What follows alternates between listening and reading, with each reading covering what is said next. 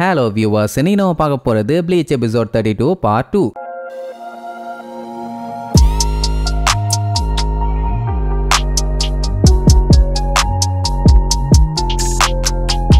Open பண்ணா போன எபிசோட்ல நம்ம பார்த்தோம்ல எந்த அளவுக்கு ரூக்கியாவோட லைஃப் ரெஞ்சி கூட ஜாலியா போச்சுன்னு. எல்லாருமே சூப்பர் ஃப்ரெண்ட்ஸா இருந்தாங்க. எப்படியே நாட்கள் போகுது, எல்லாரும் நல்லாவே வளர்ந்துட்டாங்க. அதுக்கப்புறம் இவங்க என்ன முடிவு எடுக்கிறாங்கன்னா, இந்த லைஃப் அதாவது இப்ப இருக்கிறவங்களோட மோசமான லைஃபை விட்டு எப்படி ஒரு நல்ல லைஃபுக்கு மாறுறது அப்படின்ட்டு யோசிக்கும் போது பேசாம சோல் ரீப்பர் ஆயிடலாம் அப்படின்ட்டு முடிவு பண்ணிட்டாங்க. ஏன்னா அவங்க சோல் ரீப்பர் ஆயிட்டாங்கன்னா செரட்டையில போய் வாழலாம். அங்க போனா நல்லா வெல்த்தியான லைஃபே கிடைக்கும். மெயினா சோல் ரீப்பர்ஸுக்கு உள்ள நல்லா இருக்கும் சூப்பரா இருக்கும்னு சொல்லி ரூக்கியா கேள்விப்பட்டிருக்கா. அதனால அங்க போய் முடிவு பண்ணிட்டான். இங்க வரவங்க ஃபுல்லா அவங்களோட ஃபேமிலிஸை தேடி கடைசியில அவங்களுக்குன்னு ஒரு ஃபேமிலியை உருவாக்கிடுறாங்க. அப்படித்தான் இவங்களும் ஒன்னானாங்கன்னு வைங்களேன். பட் இந்த டவுனு கிட்ஸுங்க வாழ்றதுக்கு ரொம்ப ரொம்ப மோசமான டவுனு. இப்போ இவங்க ஓரளவுக்கு வளர்ந்துட்டாங்கன்னு வைங்களேன். ஏன்னா 10 வருஷம் ஆச்சு ரூக்கியா இவங்க கூட வந்து சேர்ந்து. சரி, இவங்க ரெண்டு பேர்த்தாலையும் அந்த சோல் ரீப்பர் பவரை யூஸ் பண்ண முடியுது, அவங்க ஃப்ரெண்ட்ஸால முடியாது. அப்போ இவங்க சோல் ரீப்பர் ஆகி போயிட்டாங்கன்னா அவங்க நிலைமை என்னன்னு யோசிச்சிங்கன்னா அங்கதான் ஒரு ட்விஸ்ட். அவங்க எல்லாருமே எப்போ இறந்துட்டாங்க. இவ்வளவு நாள் இருந்ததே ஃப்ரெண்ட்ஸுங்களுக்காக தான். அவங்களே இல்ல, இனி இதுக்கப்புறம் எதுக்கு இங்க இருக்கணும்,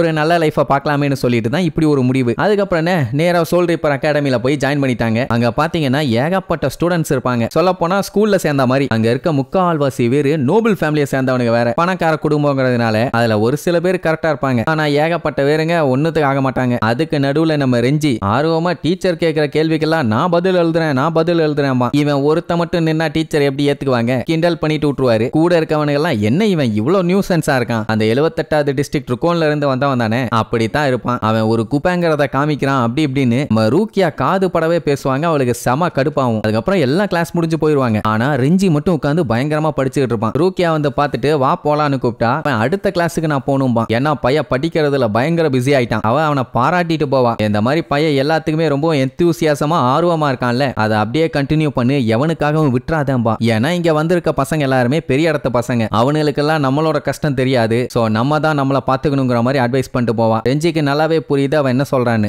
அதனாலேயே அவனுக்கு பேசினதெல்லாம் தப்புன்னு அவனுக்கு புரிய வைக்கணும்னு பையன் இன்னும் ஹார்ட் ஒர்க் பண்ணணும்னு முடிவு பண்ணிட்டான். அப்படியே கட் பண்ணி கொஞ்ச நாள் கழிச்சு காட்டுறாங்க. நம்ம ரெஞ்சி பாத்தீங்கன்னா சந்தோஷத்துல அடிச்சு புரண்டு ஓடி வரான். குறுக்க யார் வந்தாலும் சரி உரம்புன்னு தள்ளி விட்டுட்டு ரூக்கியாவை பார்க்க வருவான். என்னடானா பையன் செகண்ட் எக்ஸாம்ல பாஸ் பண்ணிட்டானாமா. அதனால அவளை ஹாப்பி. அப்படியே ரூக்கியா வந்து பார்த்தா அவளை பெரிய பெரிய ஆளுங்கெல்லாம் வந்து பார்த்து பேசிட்டு இருப்பாங்க. மெயினா இப்ப அண்ணன்னு சொல்லிட்டு இருக்காங்களே அந்த பியாக்கியா குச்சிக்கிங்கிறவன், அந்த பையன் நம்ம பையன் பார்த்துட்டு ஸ்டன் ஆயிருவான். இவனுங்கெல்லாம் பெரிய பெரிய ஆளுகளாச்சே, இங்க என்ன பண்ணிட்டு இருக்கானுங்கன்னு. அப்ப அங்க இருந்த பெரியவர், நாங்க ஒரு ஆப்ஷன் கொடுத்துட்டோம், எங்களுக்கு ஃபேவரா நீ ஆன்சர் பண்ணுவேன்னு நம்புறோம்னு சொல்லிட்டு அங்க இருந்து கிளம்பிடுவாங்க. ரூக்கியா பாத்தீங்கன்னா ஏதோ பேயடிச்ச மாதிரி நின்றுட்டு இருப்பான். அதே நேரம் அந்த பியாக்குயா இருக்கானே அவன் ரெஞ்சியை கிராஸ் பண்ணி போவான். அந்த டைமுங்கும் போது அவனோட ஸ்பிரிச்சுவல் பிரஷரை அவனால நல்லாவே ஃபீல் பண்ண முடியுது. வேற லெவல்ல இருக்குது. அவனால நிமிந்து அவன் கண்ணை கூட பார்க்க முடியல, அந்த அளவுக்கு பீதியை கிளப்புதுன்னா பாருங்க. அப்ப ரூக்கியா அப்படியே சோகமா வருவாளா, என்னாச்சு ஏதாச்சும் பிரச்சனைன்னு கேட்பான். அதெல்லாம் ஒண்ணும் இல்ல, அவங்க என்னைய அவங்களோட பொண்ணா தத்தெடுத்துக்கிறாங்களாமா. அது மட்டும் இல்லாம அகாடமிலையும் பாஸ் பண்ண வச்சு 13 கோர்ட் கார்ட் ஸ்குவாட்ஸ்ல சேர்த்து விடுறாங்களாமா. இந்த விஷயத்த அவ சந்தோஷமா சொன்னா பரவாயில்ல, ரொம்ப சோகமா தான் சொல்லுவா. ஏன்னு தெரியல. அடுத்து அவ ஏதோ ஒன்னு சொல்ல வருவா. ஆனா அதுக்குள்ள அந்த கிறுக்கு பைய அவளை புடிச்சு வச்சுக்கிட்டு சூப்பர் ரூக்கியா சூப்பர், நீ சாதிச்சிட்ட,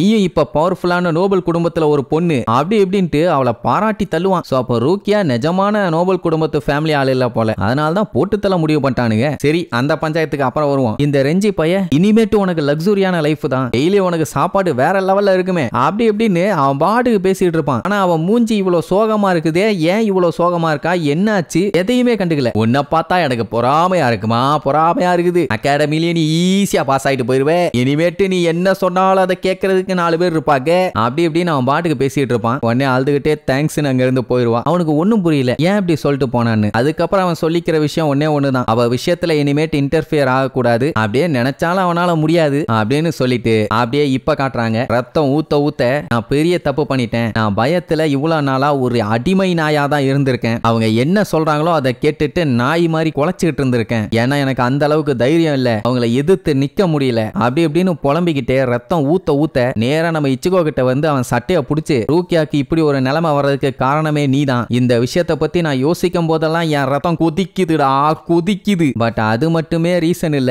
நான் ரூக்கியாவை முன்னாடியே தடுத்து இருக்கணும், நான் தடுக்க கவனிக்காம விட்டுட்டேன் அப்படின்ட்டு ரொம்பவுமே ஃபீல் பண்ணுவான். ஏன்னா குச்சிகி ஃபேமிலிக்கு போக கூடாதுன்னு முன்னாடியே இவன் தடுத்து இருந்தான்னா இந்நேரத்துக்கு அவளுக்கு இந்த நிலைமை வந்திருக்காது இல்ல. அவன் நல்லா இருப்பான் சந்தோஷமா இருப்பான்னு நினைச்சிட்டு தான் அப்படி சொல்லியிருப்பான். ஆனா கடைசியில இப்படி ஆகும்னு அவனே எதிர்பார்க்கல. இந்த விஷயம்லாம் நம்ம பையலுக்கு தெரியாது. அதனால பே அடிச்ச மாதிரி பேனு கூட்டிட்டு இருப்பான். ரெஞ்சிக்கு என்ன ஒரு ஆசைனா எப்படியாச்சும் கேப்டன் குச்சிக்கு இருக்கானே அவனை விட பவர்ஃபுல் ஆகி அவனை பீட் பண்ணுன்னு. அதுக்காகவே அவன் டெய்லியும் பயங்கரமா பிராக்டிஸ் பண்ணியிருக்கான். சொல்ல போனா கொலவெறித்தனமா. இன்ன வரைக்கும் ஒண்ணும் பண்ண முடியல. ஏன்னா அவன் அந்த அளவுக்கு ஸ்ட்ராங். இப்ப இவங்கிட்ட இருக்க ஸ்ட்ரென்த்தை வச்சுட்டுலாம் கண்டிப்பா ரூக்கியாவை காப்பாத்தி கொண்டு வர முடியாது. அதனால தான் வேற வழி இல்லாம அவன் ஒண்ணுமே பண்ணாம இருக்கான். அதுக்கப்புறம் தான் இச்சிகோ குராசகி உங்ககிட்ட வெக்கத்தை விட்டு நான் ஒரு விஷயத்த கேட்கிறேன் அப்படின்னு சொல்லிட்டு எப்படியாச்சும் ரூக்கியாவை காப்பாத்து அவளை விட்டுறாதன்னு சொல்லிட்டு கதறி கதறி அழுவான். ஏன்னா இவனால முடியாததை அவன் சாதிப்பான்னு அவனுக்கு ஒரு நம்பிக்கை. இவன் சொன்னாலும் சொல்லாட்டியும் நம்ம பையன் அதை தான் பண்ண போறான். ஆனா இன்னும் சப்போர்ட் இப்ப எகிருது. இனி இதுக்கப்புறம் இச்சிகோ ரூக்கியாவை போய் காப்பாத்த போறானா இல்ல குச்சிகி கையில அடிபட்டு குச்சியாக போறானான்னு அடுத்தடுத்த எபிசோட்ல பார்க்கலாம். டாடா.